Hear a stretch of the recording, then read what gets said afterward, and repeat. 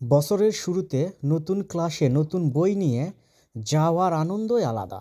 নতুন বইয়ের ঘ্রাণ সে এক অন্যরকম আবেগ। কিন্তু ক্যালেন্ডারের পাতায় সময়টা পৌষ মাস, কয়েকদিন পরে আসবে মাঘ।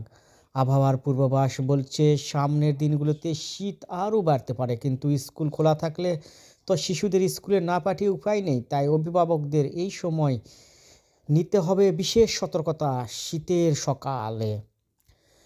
শীতের সময় শিশুদের স্কুলে পাঠাতে গিয়ে প্রথম যে ঝামেলায় অভিভাবকদের পড়তে হয় তা হলো সকালে তাকে তৈরি করা। এই জন্য রাতেই শিশুর পোশাক ও ব্যাগ গুছিয়ে রাখতে হবে। তাকে ঘুম থেকে তুলে হাত মুখ ধুতে কুসুম গরম পানি দিতে হবে। সকালে নাস্তার ডিমের কুসুম, সবজির স্যুপ ও ভিটামিন সি আছে এমন ফলের রস দেওয়া যেতে পারে। এছাড়া শীতকালে বিভিন্ন ধরনের শাকসবজি খিচুড়ি রান্না করে দেওয়া যেতে পারে। সবজি দিয়ে খিচুড়ি রান্না করে দেওয়া একটি ভালো খাবার। টিফিনে দেওয়া যেতে পারে সবজির পাকোড়া, সবজির রোল। এতে আপনার সন্তান খাওয়ার আগ্রহ আরও বাড়বে।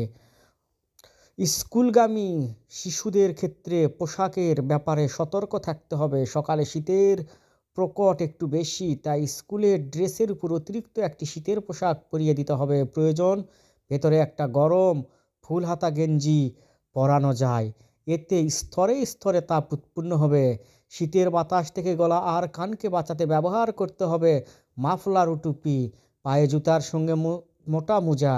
অনেক স্কুলের ক্ষেত্রে স্কুল ড্রেসের সঙ্গে মিলিয়ে শীতের পোশাক নির্ধারণ থাকে।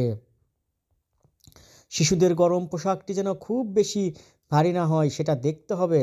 শীতের শুষ্ক বাতাসে ধুলাবালু বেশি থাকায় তা শিশুর উপর উড়লে পোশাককে আটকে ধরে থাকতে পারে। তাই নিয়মিত গরম পানি দিয়ে পোশাক পরিষ্কার করা জরুরি, না হলে ডাস্ট অ্যালার্জি হতে পারে। আর শিশুরা দৌড়াদৌড়ি করে খেলাধুলা করতে পারে, ভারী পোশাকে তার ঘাম ঠান্ডা লেগে যাওয়ার আশঙ্কা থাকে। সেক্ষেত্রে বলতে হবে উপরের গরম পোশাকটি যেন